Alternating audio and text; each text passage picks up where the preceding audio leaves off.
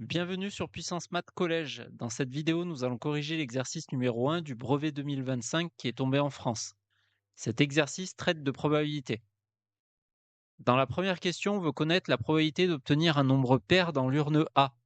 Il y a 4 boules sur 6 qui portent un numéro pair dans l'urne A, la 10, la 12, la 24 et la 30. Cela fait donc une probabilité égale à 4 sixièmes que l'on peut simplifier en 2 tiers. Deuxième question. On veut montrer que la probabilité d'obtenir un nombre premier dans l'urne B est égale à 1 tiers. Dans l'urne B, il y a 3 boules sur 9 avec un numéro qui est un nombre premier. Ce sont les boules 2, 5 et 17. La probabilité d'obtenir un nombre premier dans l'urne B est donc égale à 3 neuvièmes, que l'on peut simplifier en 1 tiers. Troisième question. On cherche à savoir quelle urne contient le plus grand nombre de boules dont le numéro est un multiple de 6, c'est-à-dire dans la table de 6. Dans l'urne A, il y a 3 boules dont le numéro est un multiple de 6. Ce sont les boules 12, 24 et 30. Dans l'urne B, il y a 2 boules dont le numéro est un multiple de 6. Ce sont les boules 6 et 18. C'est donc l'urne A qui contient le plus grand nombre de boules dont le numéro est un multiple de 6.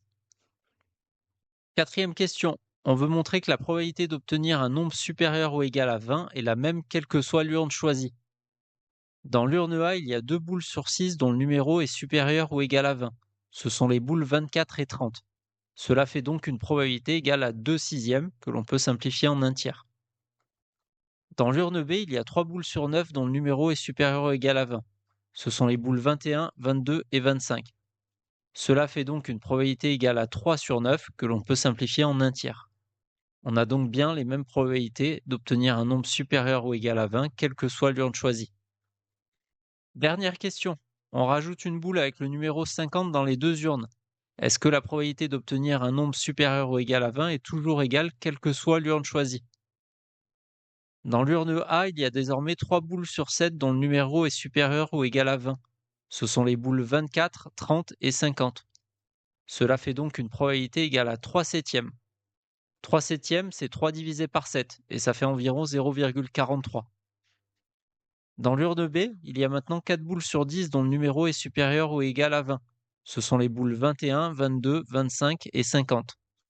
Cela fait donc une probabilité égale à 4 sur 10. 4 sur 10, c'est 4 divisé par 10, et ça fait 0,4. On peut donc conclure qu'avec cette nouvelle boule, la probabilité d'obtenir un nombre supérieur ou égal à 20 n'est plus égale quelle que soit l'urne choisie. C'est la fin de cette vidéo. Les probabilités, c'est souvent les points les plus faciles à aller chercher au brevet. N'oublie pas de t'abonner pour ne pas rater les prochaines révisions du brevet.